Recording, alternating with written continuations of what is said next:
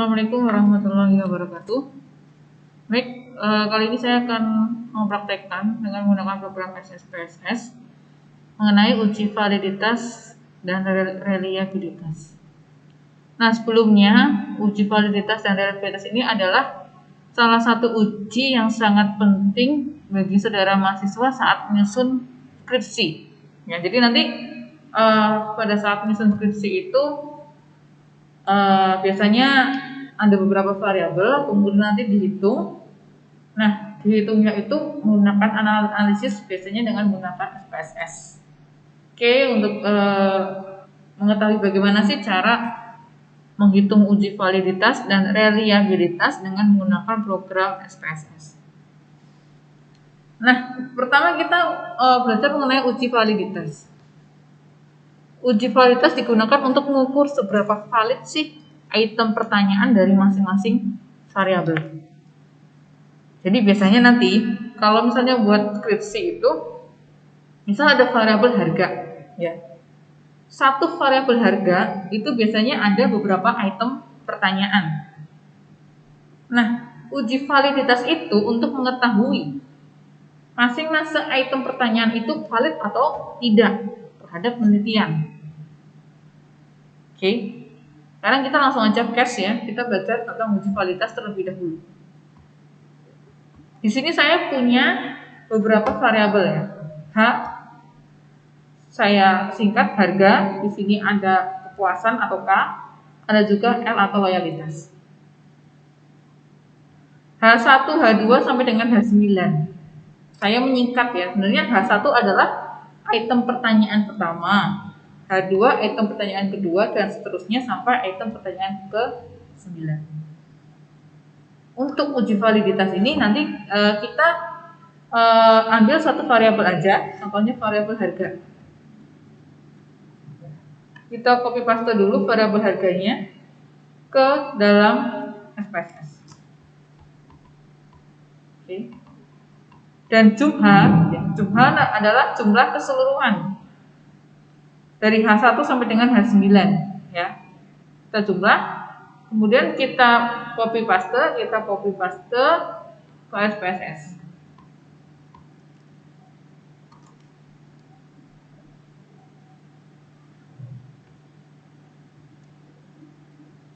Oke, kita copy paste ke sini. Nah, sini ada.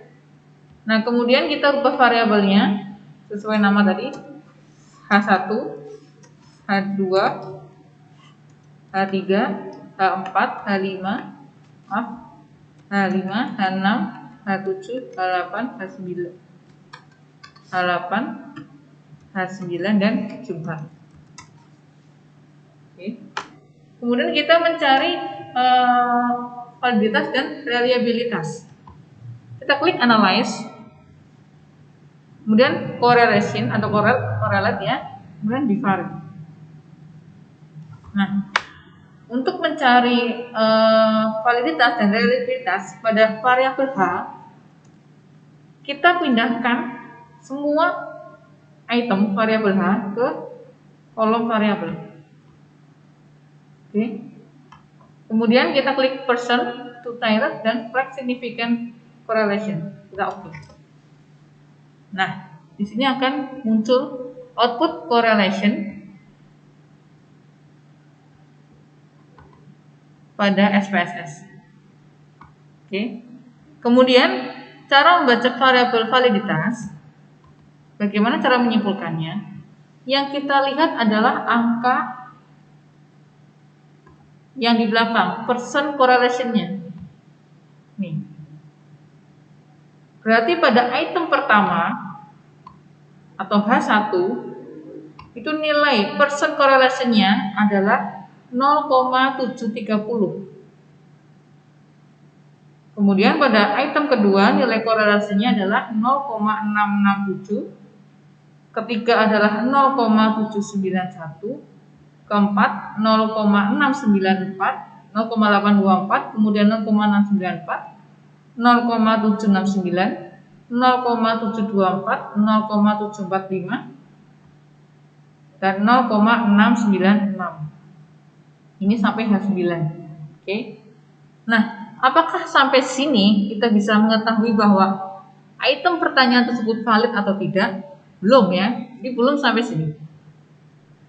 Nah, dikatakan valid atau tidak ya, apabila itu hasil dari correlation, person correlation ini lebih dari nilai R tabel. Anggap saja ya, kita menggunakan tingkat signifikannya itu 0,05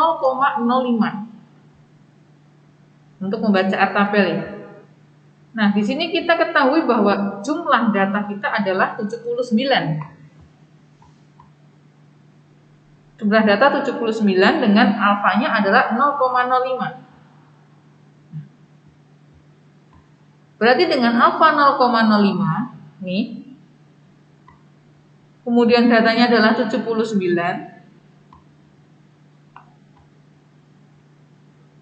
Berarti nilai dari R tabel adalah 0,2185. Nah, kemudian kita buka SPS tadi outputnya. Nilai dari R tabel adalah 0,2185. Padahal masing-masing person correlation pada masing-masing item itu di atas 0,2185. Sehingga semua item dikatakan valid. Ya, semua item pertanyaan dikatakan valid. Karena apa? Karena nilai person correlation-nya di atas dari nilai R tabel, yaitu 0,2185. Sehingga masing-masing item dikatakan valid. Oke, ini untuk validitas ya. Assalamualaikum warahmatullahi wabarakatuh. Nah, pada kali ini saya akan membuat video bagaimana cara mencari pengujian reliabilitas dengan menggunakan program SPSS. Nah, kalau kemarin saya sempat membuat video bagaimana cara mencari validitas. Sekarang kita mencari reliabilitas. Kalau kemarin validitas adalah mencari apakah item pertanyaan dari sebuah variabel itu valid atau tidak. Nah, sekarang kita akan mencari reliabilitas. Nah, kalau reliabilitas adalah uji yang digunakan untuk menguji sejauh mana konsistensi internal dari sebuah konstruk, ya. Nah, secara praktis pengujian reliabilitas untuk memastikan apakah sebuah instrumen penelitian memiliki pola yang sama, meskipun dalam setting penelitian yang berbeda. Itu kalau reliabilitas. Kemudian alat ujian statistik yang digunakan untuk pengujian reliabilitas adalah analisis Cronbach alpha. Nah, nilai korelasi Cronbach alpha yang dianggap acceptable adalah antara 0,7 sampai dengan 0,8. Nah, langkah-langkahnya sebagai berikut nih.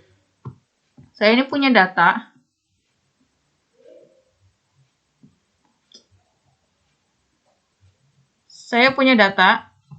Contohnya H1. Nah, saya punya data H1 sampai dengan H9.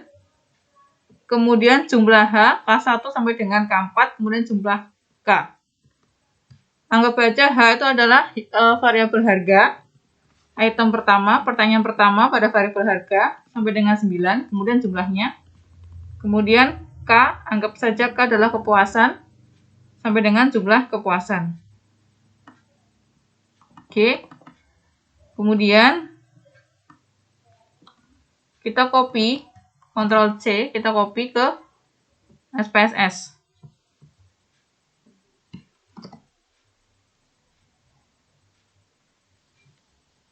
Nah, kemudian di variable view kita ubah H1, H2, H3, H4, H5, H6, H7, H8, H9, jumlah H, kemudian K1 ya sampai dengan 4, K1, K2, K3, K4, kemudian jumlah K. Nah, setelah kita memberikan nama pada masing-masing variabel, kemudian kita menghitung bagaimana cara menghitung uji reliabilitas. Kita klik Analyze, kemudian Scale, dan Reliability Analyze. All variables in the working file or in variable set in use are in the port for the dialog box. Oke. Jadi di sini kesalahannya adalah dari tipenya ya. Tipenya kita buat numerik.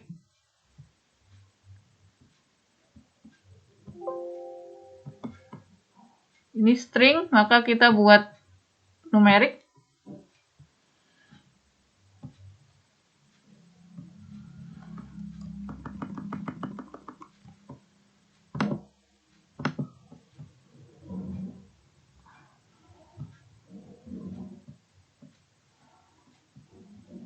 Kita buat numerik ya.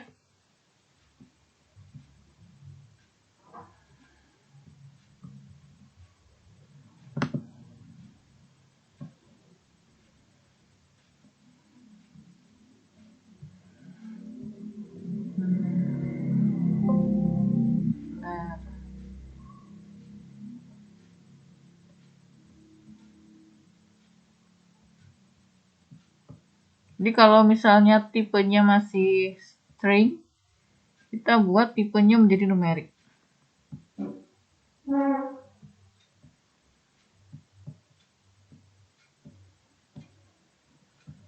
Oke, nah kita ulangi Analyze. Oh, ini datanya masih kosong juga ya. Jadi kita salahnya di sini juga, karena ini datanya masih kosong. Kita naikkan datanya. Ctrl C. Kemudian cut. Kita pindah sini. Paste. Nah, kemudian kita analyze, scale, reliability analyze. Nah, di sini dalam ujian variabel reliabilitas, kita itu menguji variabel satu persatu ya. Nah, di sini kita menguji variabel H atau harga dari item pertama sampai dengan item ke-9. Ya. Jadi yang jumlah ini tidak kita masukkan. Oke. Kemudian kita oke. Nah, di sini muncul nilai kerombak alfanya adalah 0,898. Karena nilai di sini 0,898 di atas dari nilai ketentuan, berarti item dari pertanyaan ini adalah reliable. Ya, karena tadi batas dikatakan reliable apabila nilainya itu 0,7 sampai dengan 0,8. Sedangkan pada penelitian ini, variabel H atau harga itu nilainya adalah 0,898. Berarti variabel harga dengan 9 item tersebut dinyatakan reliable. Begitu juga seterusnya ya. Untuk K, kita klik Analyze, kemudian Reliability Analyze, kemudian ini pindah sebelah sini, kita menguji dengan variabel kepuasan. Kemudian kita oke. Nah, di variabel kepuasan, nilainya adalah 0,785. Berarti di sini, nilai dari item variabel kepuasan dikatakan reliable, karena nilainya itu di atas 0,7. Ya, sehingga reliable. Begitu untuk praktek SPSS mengenai uji reliabilitas. Apabila ditanyakan, silakan ditanyakan via YouTube maupun WhatsApp, bisa juga lewat grup. Sekian dari saya. Apabila ada pertanyaan, Jangan lupa ditanyakan. Semoga bermanfaat. Wassalamualaikum warahmatullahi wabarakatuh.